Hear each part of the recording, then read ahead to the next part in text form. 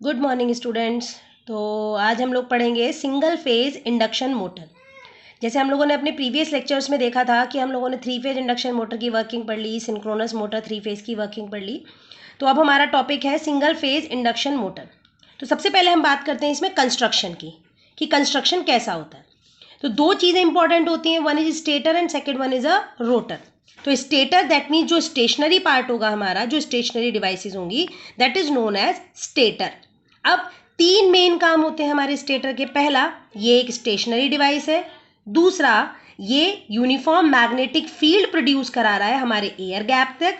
और तीसरा सबसे इंपॉर्टेंट काम, हम इसमें जो स्लॉट्स होते हैं, जो वाइंडिंग्स होते हैं, उसको लैमिनेट करके रखते हैं जिससे कि एडी करंट लॉसेस को खत्म कर सकें। अब stationary part is done. Second आता है हमारा रोटर। अब अगर आपने देखा होगा 3 फेज इंडक्शन मोटर का वीडियो, उसमें हमने दो तरीके के रोटर डिस्कस किए थे, एक वाउंड टाइप और एक स्क्वायरल केज। जो वाउंड टाइप रोटर था हमारा, वो यूज होता था हमारा 3 फेज और 3 फेज सप्लाई पे, जबकि जो स्क्वायरल केज रोटर था that is used in single phase supply as well as 3 phase supply. तो इंडक्शन मोटर में हम जो रोटर यूज कर रहे हैं that is squirrel cage rotor. अब ये जो स्क्वायरल केज रोटर है, बिकॉज ये सिंगल फेज सप्लाई पे काम कर रहा है और no brushes and no slip rings की वजह से इसको हम, इसकी स्पीड को या पावर को हम वेरी नहीं कर सकते हैं। तो इसकी स्पीड लिमिटेड होती है हमारी। तो इस तरीके का रोटर हम यहाँ यूज कर रहे हैं। Now the working principle. तो वर्किंग प्रिंसिपल क्या है? सबसे पहले हमने अपने स्टेटर को कौन सी सप्लाई दी? Single phase AC supply.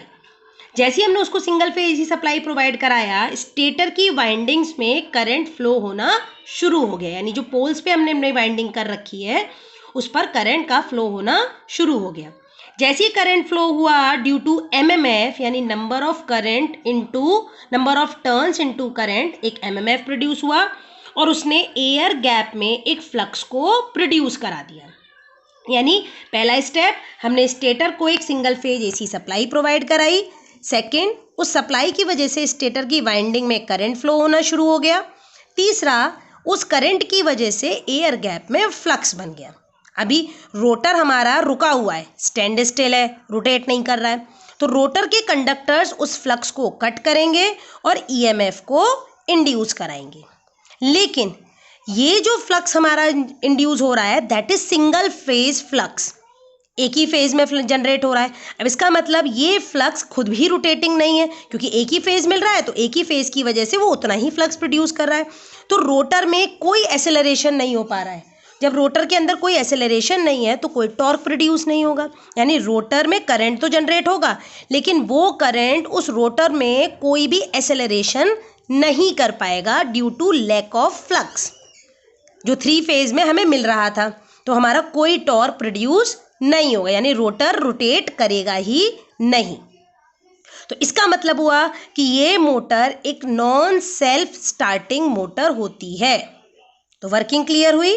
तो सबसे इंपॉर्टेंट क्वेश्चन, जो क्वेश्चन पूछा जाता है वो क्या होता है? Why single phase induction motor is not self starting, explain the starting methods, है ना। ये सबसे यही क्वेश्चन पूछा जाता है हमेशा। तो इस मेथड को, क्योंकि अभी हमने देखा कि कोई टॉर्क प्रोड्यूस नहीं हो रहा है, सेल्फ स्टार्टिंग नहीं हो पा रही है। अब इस मेथड को एक थ्योरी की तरफ से हम और एक्सप्लेन करते हैं, जिस थ्योरी का नाम रखा गया डबल रिवॉल्विंग फील्ड थ्योरी। तो डबल रिवॉल्विंग फील्ड थ्योरी थी क्या?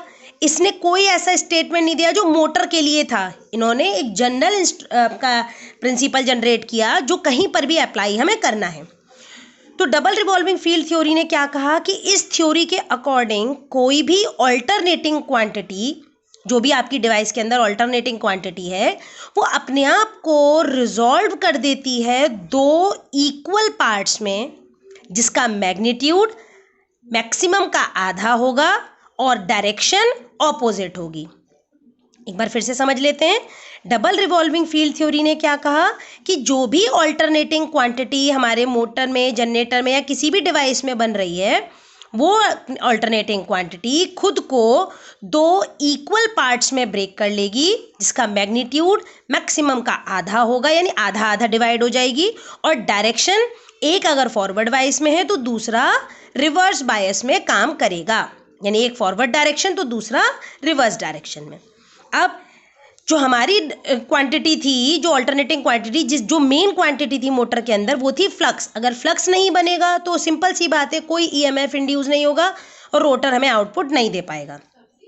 तो जो मेन फ्लक्स था, उस मेन फ्लक्स ने अकॉर्डिंग टू दिस थ्योरी अपने आप को दो इक्वल पार्ट्स में ब्रेक कर दिया, एक फॉरवर्ड डायरेक्शन और एक बैकवर्ड डायरेक्शन। मैग्नीट्यूड क्या था? दोनों इक्वल मैग्नीट्यूड के, मैग्नीट्यूड था फाई एम का आधा। अब दो फ्लक्सेस अगर मुझे मिले तो ये दोनों फ्लक्सेस ने दो ईएमएफ इंड्यूस करवाए रोटर में, एक फॉरवर्ड डायरेक्शन में, एक बैकवर्ड डायरेक्शन में। दो ईएमएफ ने मिलकर रोटर में दो तरीके के करंट इंड्यूस कराए, एक फॉरवर्ड डायरेक्शन में, एक बैकवर्ड डायरेक्शन में। मैग्नीट्यूड क्या? सेम।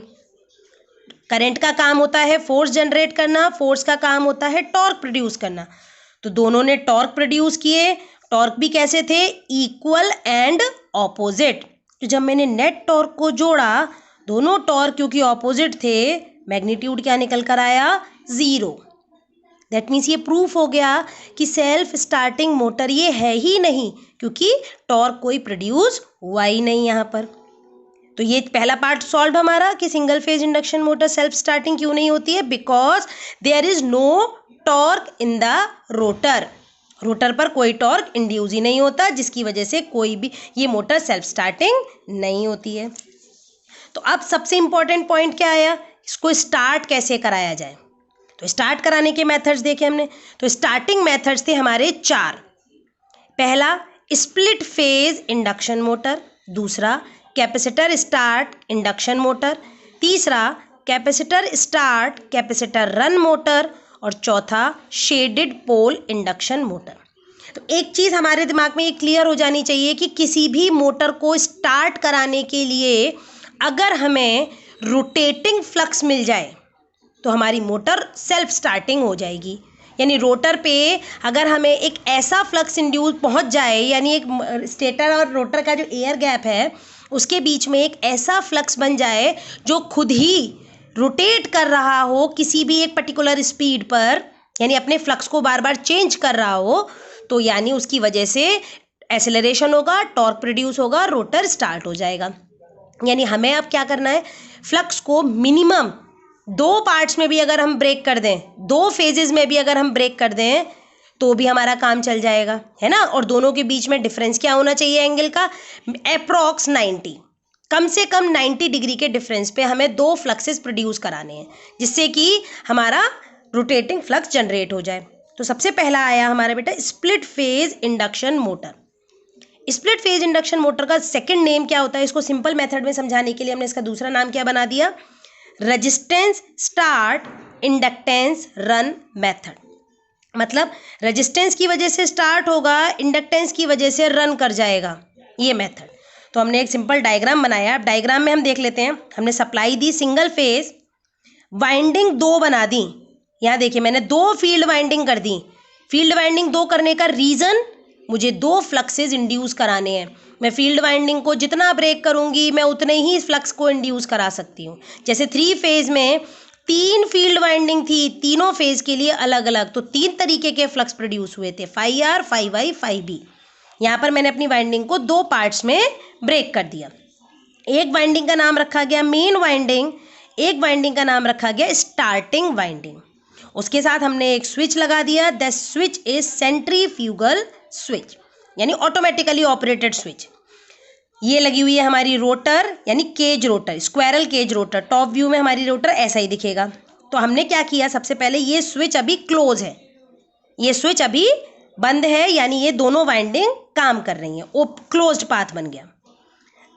अब हमने क्या किया, मेन वाइंडिंग को बनाया हाईली इंडक्टिव इन नेचर, यानी मेन वाइंडिंग को हमने प्योर इंडक्टिव नहीं रखा, हाईली इंडक्टिव रखा है। क्योंकि देखो सिंपल बात है वायरिंग कर रहे हैं, हर वायर में अपना एक इंटरनल रेजिस्टेंस है, तो हम उसको हाईली इंडक्टिव बना सकते हैं, प्योर इंडक्टिव नहीं बना सकते हैं, ठीक है। स्टार्टिंग वाइंडिंग को रखा हमने हाईली रेजिस्टिव इन नेचर, यानी ये वाइंडिंग रखी गई हाईली रेजिस्टिव। हाईली रेजिस्टिव का मतलब ये भी प्योर रेजिस्टेंस नहीं है, ऐसा नहीं है हमने यहाँ रियोस्टेट लगा दिया। वाइंडिंग लगानी है, कॉइल बनानी है, तो कोई सिंपल सी बात है, अगर हम हैवी वायर के रेजिस्टेंस को भी टर्न्स देंगे तो वो कॉइल बन जाएगा। कॉइल बन जाएगा तो उसमें कुछ ना कुछ पार्ट इंडक्टेंस का भी ऐड हो जाएगा। तो ये भी एक तरीके से RL, ये भी एक तरीके से RL, बट इसके अंदर L मैक्सिमम, इसके अंदर R मैक्सिमम। ठीक, अब हमने क्या किया, जब हमें ये पता है कि मेन वाइंडिंग हमारी हाईली इंडक्टिव है, इसका मतलब इसमें जाने वाली करंट वोल्टेज को लैग करेगी एक लार्ज एंगल के साथ।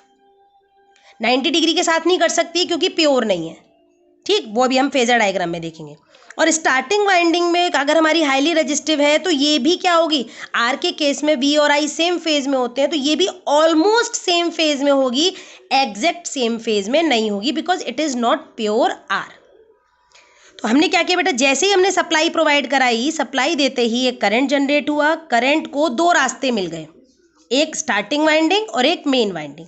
दोनों वाइंडिंग में उसने अपना करंट फ्लो कराना शुरू किया। इसका मतलब दोनों फील्ड वाइंडिंग में जब करंट जाएगा तो ये दोनों फील्ड वाइंडिंग अपना अपना फ्लक्स प्रोड्यूस कराएंगी, एक स्टार्टिंग वाइंडिंग का फ्लक्स, एक मेन वाइंडिंग का फ्लक्स। यानी जो पर्पस हमें चाहिए था, हमें एक मिनिमम 2 फ्लक्स प्रोड्यूस कराने थे, हमने 2 फ्लक्स प्रोड्यूस कराए। 2 फ्लक्स प्रोड्यूस होते ही एक पर्टिकुलर एंगल के बाद वो दोनों फ्लक्स अपनी वैल्यू को चेंज कर रहे हैं, यानी घूमने शुरू हो गए, जिसकी वजह से हमारे आर्मेचर पे जो EMF इंड्यूस हुआ, यानी रोटर पे जो करंट जनरेट हुआ, उसने रोटर को एक्सेलरेट कराना शुरू कर दिया।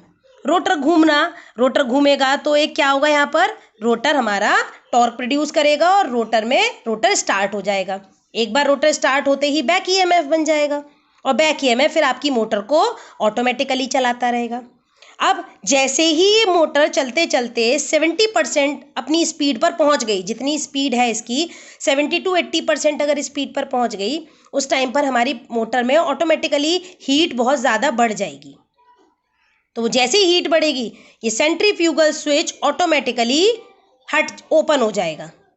हीट ऑपरेटेड स्विच है ये, तो ये ओपन हो जाएगा। ओपन होते ही starting winding out of phase, starting winding हट जाएगी। अब इसका कोई काम नहीं है, एक ही वाइंडिंग बचेगी। लेकिन क्योंकि मोटर हमारी ऑलरेडी घूमना शुरू कर चुकी है, अब ऐसा नहीं है कि स्पीड घटेगी और मोटर रुक जाएगी, नहीं, एक बार घूमते ही उसके अंदर बैक EMF बन गया, और जब बैक EMF बन गया तो बैक EMF आपकी मोटर को ऑटोमेटिकली घुमाता रहेगा। जितना टॉर्क उसको चाहिए उतना टॉर्क से वो उसको काम कराता रहेगा। ठीक, तो ये हो गया हमारा स्प्लिट फेज। जो फेजर डायग्राम हमने देखा, तीनों वाइंडिंग में अगर देखें एक जैसा वोल्टेज जा रहा है V, तो मैंने बेस माना वोल्टेज को। अब IST यानी स्टार्टिंग वाइंडिंग की current, it is almost in phase with V, तो हमने उसको बहुत कम एंगल के डिफरेंस पर IST को बना दिया।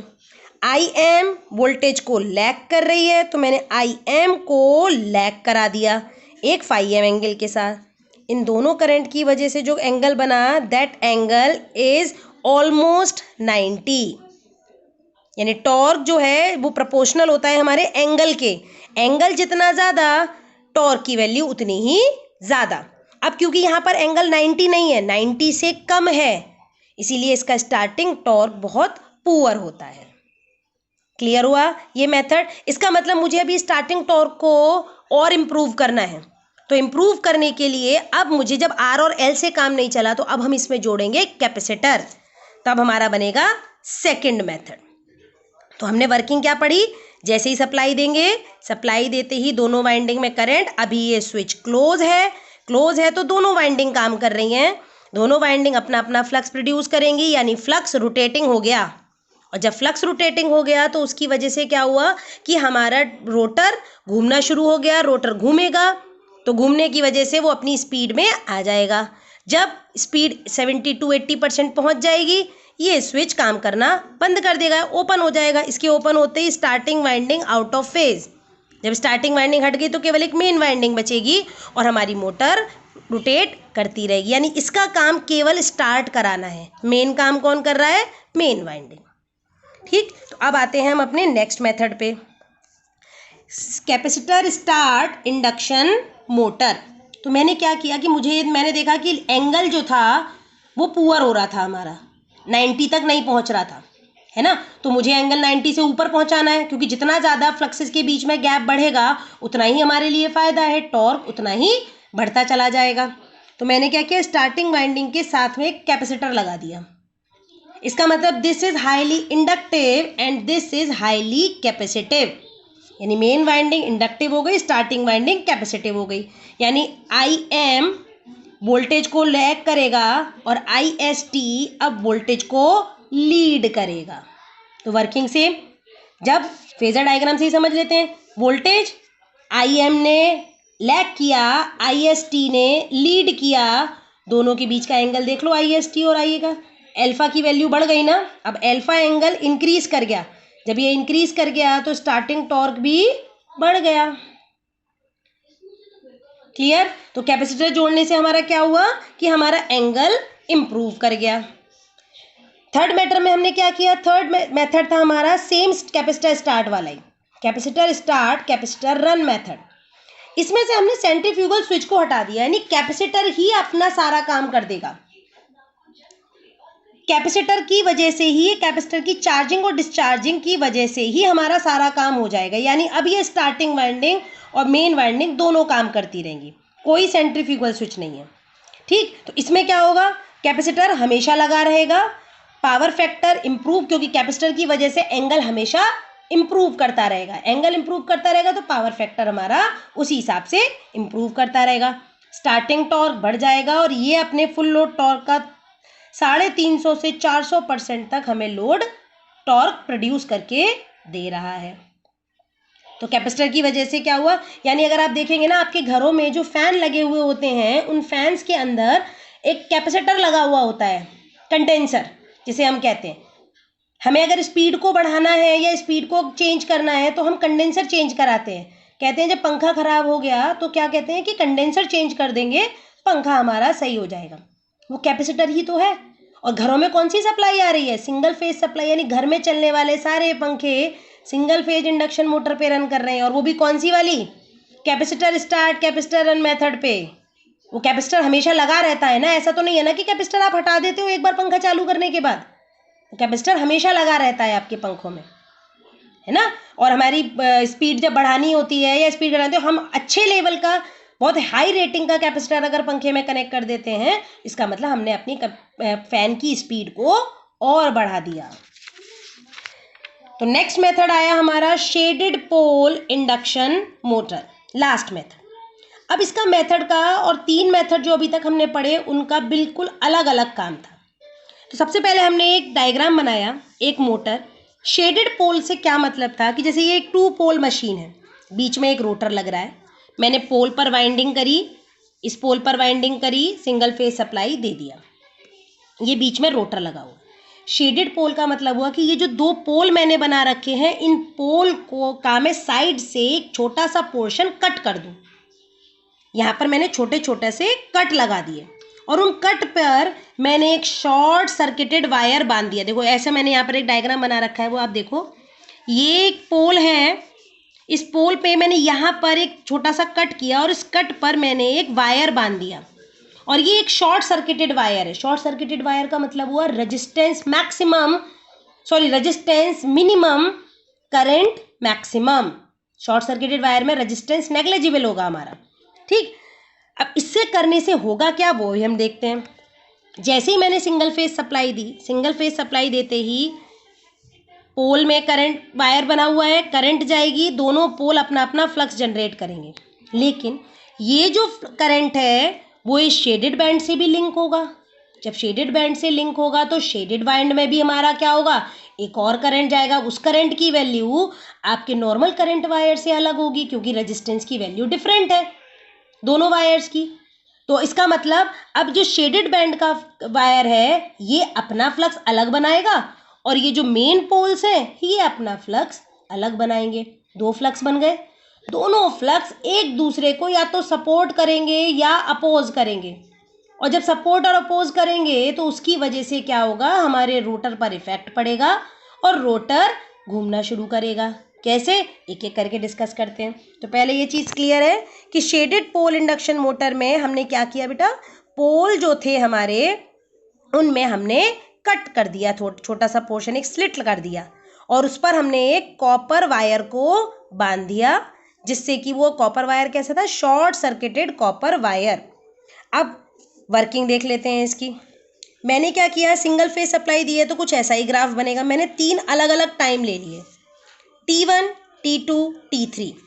T1 वो टाइम है जब मेरा करंट बढ़ रहा है, सेंटेंस इसको ध्यान से समझिएगा। T1 वो टाइम है जब मेरा करंट बढ़ रहा है, T2 वो टाइम है जब मेरा करंट अपनी मैक्सिमम वैल्यू पर है, T3 वो टाइम है जब करंट अब डिक्रीज होकर 0 की तरफ जा रहा है। यानी 3 अलग अलग time, T1 increasing current, T2 fix यानी constant current, T3 decreasing current. अब एट टाइम T1 एक एक टाइम लेते हैं। एट टाइम T1 अगर हम देखेंगे तो करंट हमारा लगातार बढ़ रहा है।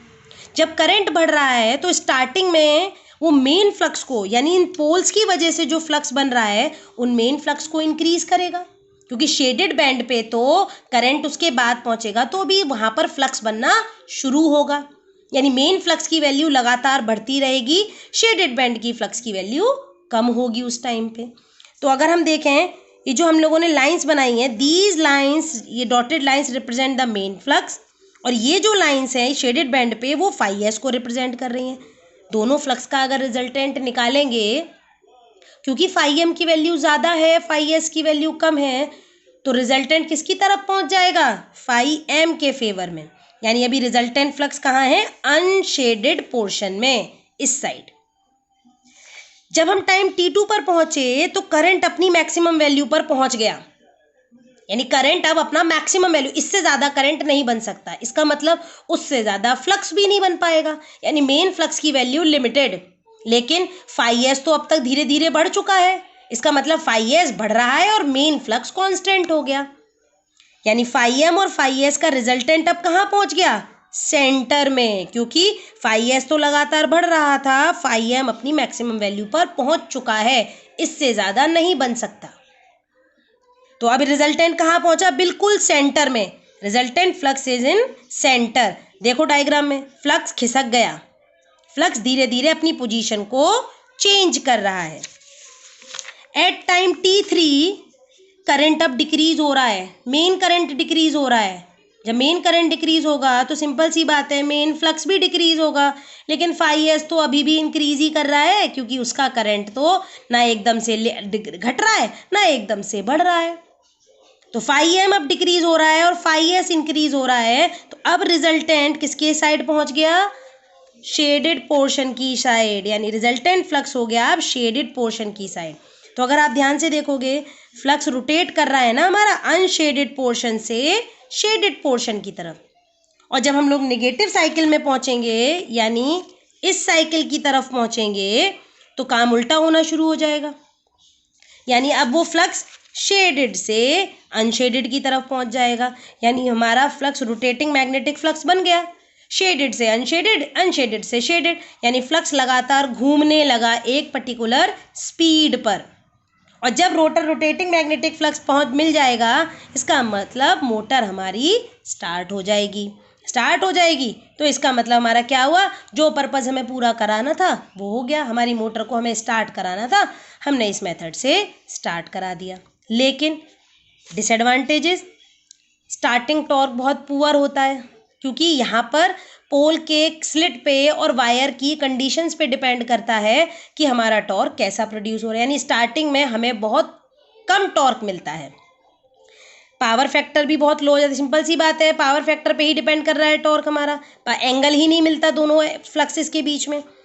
कॉपर लॉसेस जो होते हैं वो ज़्यादा हो जाते हैं, क्योंकि सिंपल सी बात है, आप कॉपर वायर बांध रहे हो तो कॉपर लॉसेस 2 जगह वायर बांध रहे हो, कितना भी नेग्लिजिबल वायर रेजिस्टेंस का वायर यूज़ करो फिर भी आप कुछ ना कुछ रेजिस्टेंस तो होता ही है हर वायर का, तो इसकी वजह से एफिशिएंसी लो हो जाती है, और यहाँ स्पीड रिवर्सल करना थोड़ा डिफ़िकल्ट काम हो जाता है। 3 फेज इंडक्शन मोटर में स्पीड रिवर्सल करना आसान काम है, वायर की पोजीशन चेंज की, स्पीड रिवर्सल हो गया, बट यहाँ पर पॉसिबिलिटी नहीं है। तो यहाँ पर हमारा ये टॉपिक कंप्लीट हुआ जिसमें हमने पढ़ा कि single phase induction motor self starting क्यों नहीं होता और उसको स्टार्ट कराने के क्या क्या मेथड्स हैं। आई होप आप लोगों को ये चीज़ समझ में आ गई होगी। चलिए, थैंक यू सो मच।